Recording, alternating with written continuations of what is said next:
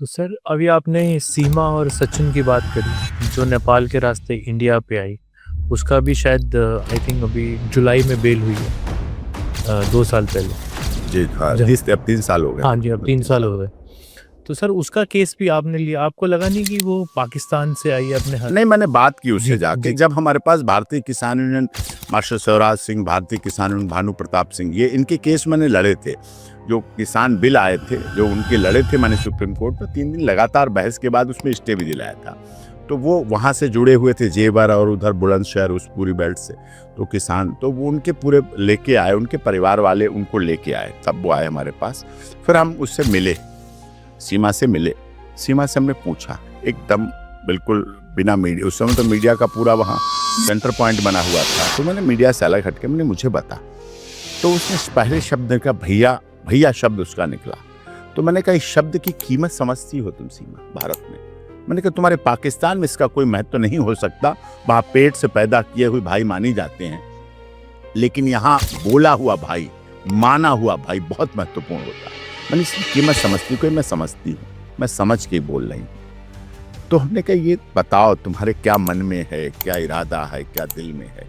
तो मुझे पूरे ओवरऑल बात में लगा, मेरी सिस्टर वो भी एडवोकेट हैं सुप्रीम कोर्ट में 25 वर्षों से life time member, Ankita Chauhan, मेरी दूसरी बहन अनिता चौहान वो भी साथ गई थी, मेरी मदर भी साथ गई थी। मैंने कहा महिलाओं को एक अनुभव होता है जी। एक बात करने का, थोड़ा सा फर्स्ट है, तो आप देखेंगे अपने हिसाब से इसके मन में क्या है, मैं तो वकालत के हिसाब से देखूंगा। तो सबने बैठ के बात की और बताया उसने कि नहीं ऐसा कुछ नहीं है, मैं बिल्कुल आई, मैंने क्या क्या लेके आई। तो उसने बताया सब कुछ, मतलब एक महिला जितना सब कुछ ला सकती है, अपनी पुरानी फोटो, टूटे हुए फोन और वीडियो, मतलब उसमें वो कैमरा रिकॉर्डिंग वाला वो सब, मतलब जितने अवार्ड कवार्ड, मुझे तो वही लगा सब कुछ। आज की डेट में तो वो सब उसके लिए यादें थी, लेकिन मुझे तो वो सब कुछ जब भर के ले आई, सबके आधार, वहाँ का जो इलेक्शन कार्ड होता, आधार कार्ड होता, मतलब सब कुछ ओवर, सब डॉक्यूमेंट ले आई।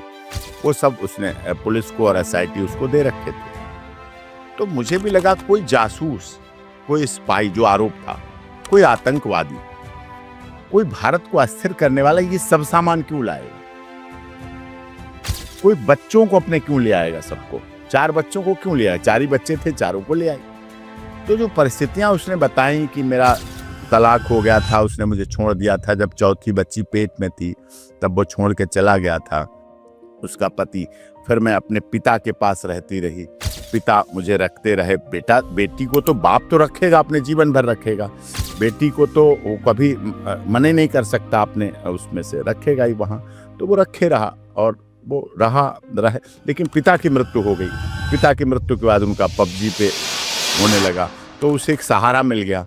तो उसने वहीं अपने धर्म को परिवर्तित किया पाकिस्तान में रहते हुए, और क्योंकि इससे जुड़ गई तो वहीं पहला करवा चौथ एवं वीडियोग्राफी पे ही मनाया गया, वीडियो कॉलिंग। ये किसी को नहीं पता, पहला करवा चौथ वहीं मनाया, वीडियोग्राफी फोन, वीडियो कॉलिंग पे वहाँ मनाया गया। तो उसने पूरा ग्रहण करके वहाँ से अच्छी तरह चलने गया। इसे लगा कि वहाँ सहारा है, इसे लगा इससे सहारा, ये अनमैरिड था। तो ये फिर इन्होंने आके प्लान बनाया, तो वैलिड पासपोर्ट, वैलिड वीज़ा के आधार पर, क्योंकि इस्लामाबाद पाकिस्तान से डायरेक्ट फ्लाइट काठमांडू नहीं है, तो वो शारजहाँ से काठमांडू के लिए आई। वहाँ आई और वहाँ उतरे, मिले ये दोनों। सचिन इधर से पहुँचा, ये वहाँ से पहुँची, तो वहाँ रहे 10-11 दिन रहे, साथ रहे, घूमे फिरे। फिर वहाँ उन्होंने शादी की, क्योंकि 2 ही लोग थे, तो वहाँ तो कोई और शादी में क्या, उसी तरह शादी वहाँ हो गई जिस तरह से वो शादी हो गई। उसके बाद शादी के बाद फिर वो, इसने कहा अब चले, सीमा ने कहा भारत चले। तो सचिन की वो बात, वो कहते ना, एक बात भी आदमी को दिल में उतार देती है और दिल से उतर जाती है। उतारना और उतर जाना एक मात्रा का फर्क है। तो कहते ना वो मेरे दिल में उतर गया, मैंने अब उसे जीवन भर के लिए सिंह साहब उतार दिया, दिल से खत्म हो गया। तो उतरना और उतर गया। तो उसे एक बात ऐसी लगी, उसने कहा नहीं, सचिन ने कहा नहीं, बिना बच्चों के माँ नहीं, माँ के बिना बच्चे नहीं, तुम अभी वहां जाओ, बच्चों को भी लेके आओ, पाकिस्तान जाओ, बच्चों को लेके आओ। तो उसने कहा तुम उसके बच्चों को पाल लोगे? कि मैं बाद में खाना खाऊंगा, इस बात को सीमा आज भी याद करके भावुक हो जाती कि मैं बाद में खाना खाऊंगा, पहले उन्हें खिलाऊंगा। मैं बाद में कपड़े पहनूंगा, पहले उन्हें पहनूंगा। मैं बाद में कुछ करूंगा, पहले तुम्हारे बच्चों का करूंगा। इस बात से उसके लिए बहुत अच्छा लगा कि कोई एक तो पैदा करके भी छोड़ गया, एक तो गर्भ में भी छोड़ गया, जिस बच्ची को, चौथी बच्ची को उसने जन्म दिया, और एक ऐसा जो भारत का युवक जो है, ठीक है। तो फिर वो चली गई, फिर वो सारा कुछ, शायद यही उसका विश्वास था, अटल विश्वास, वो सारा कुछ भर भरा के अपना बच्चों को लेके, सब कुछ वैलिड पासपोर्ट वीजा लेके शारजाह से फिर काठमांडू आ गई। काठमांडू से फिर अपने आप वहां से यहाँ तक आ गई, नोएडा तक। इसने यहाँ उसे रिसीव किया। तो भारत और नेपाल का रास्ता तो रोटी और बेटी का रिश्ता भी है, रास्ता भी है। ना कोई पासपोर्ट है, ना कोई वीजा है।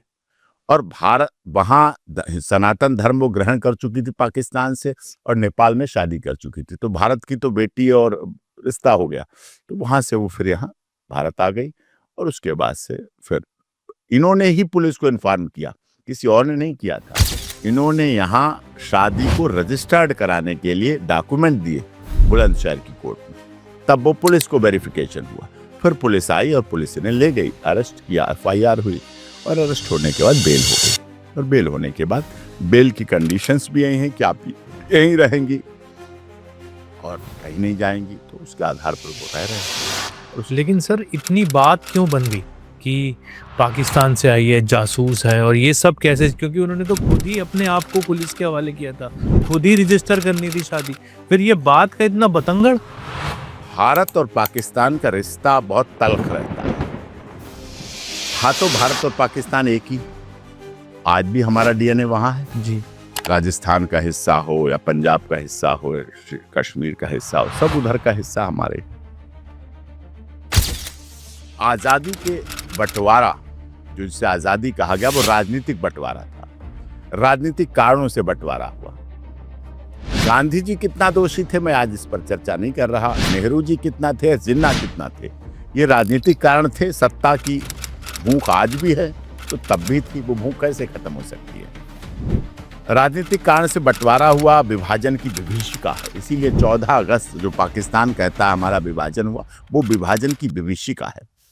कितने हिंदू और मुस्लिम मारे गए, काटे गए, कितनी पाकिस्तान की तरफ से गाड़ियां भरकर लाशें हिंदुओं की इधर आई, पंजाब के रास्ते से पूरी भरी हुई लाशों से भेजी गई। रिफ्यूजीज बोले गए, जो वहां से छोड़ के चले आए। कुछ लोग इधर से अपना, इधर के तो नहीं गए वहां, क्योंकि भारत तो बहुत अलग तरह का देश है, यहाँ के तो लोग रिश्ते निभाते हैं, लेकिन वहां से लगभग सबको भेज दिया गया, तो यहाँ आ गए। तो वो विभाजन की विभीषिका तो थी ही।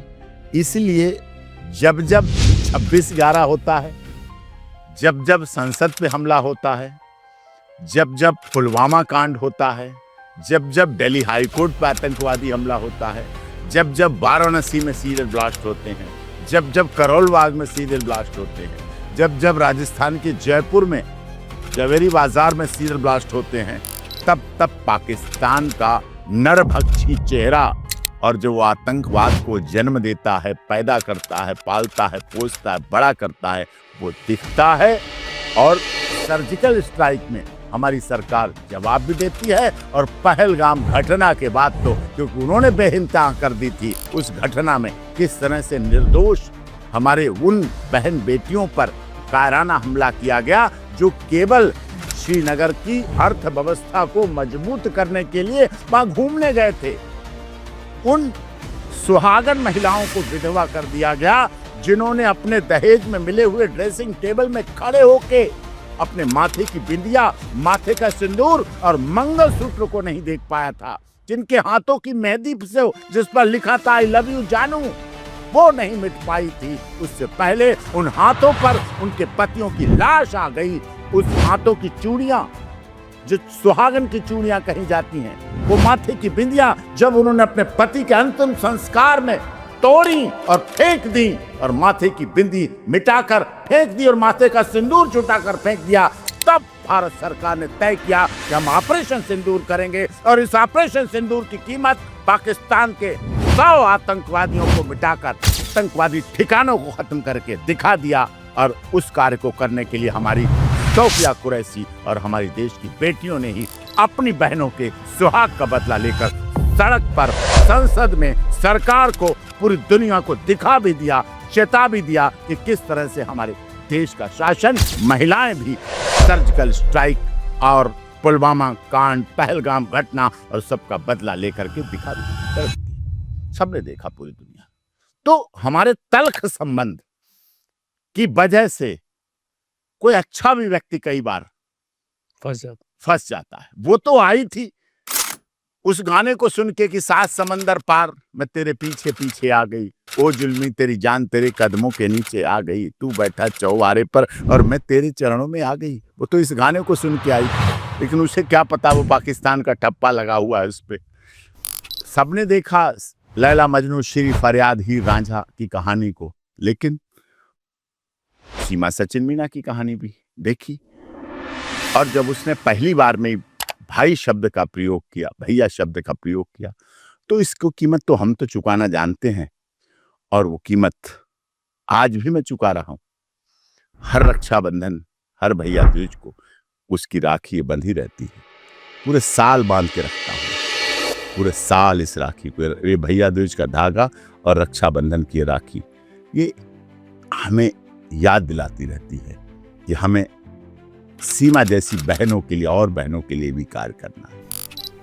हमें आरती यादव अररिया की, आरती यादव, छोटू यादव की प्यार लव स्टोरी थी, उसको मैंने, कोई सोच सकता है कि दिल्ली से फ्लाइट से बागडोगरा एयरपोर्ट, छोटा एयरपोर्ट है, महंगी फ्लाइट होती है, फ्रीक्वेंट फ्लाइट नहीं, जी। तो वहां से जाकर अररिया जाना, ट्रायल करना, और 2 साल के अंदर बिहार जैसे राज्य में, जहाँ तारीख पे तारीख की बात की जाती है, उस राज्य में 2 साल के अंदर आरती यादव के केस में छोटू यादव के हत्यारों को, जो कि आरती यादव के ही परिवार वाले थे, उनको लाइफ इम्प्रिजनमेंट, जुर्माना करा के सजा करा देना, कन्विक्ट करा देना 2 साल के अंदर। और उस कन्विक्शन को पटना हाई कोर्ट ने भी माना, यहाँ ठीक कन्विक्शन हुआ है, उसको मानना और न्याय दिला देना, ये एक बहन का संबंध ही करा सकता है, बहन बेटी के साथ प्यार का रिश्ता ही करा सकता है, ये आवश्यक है।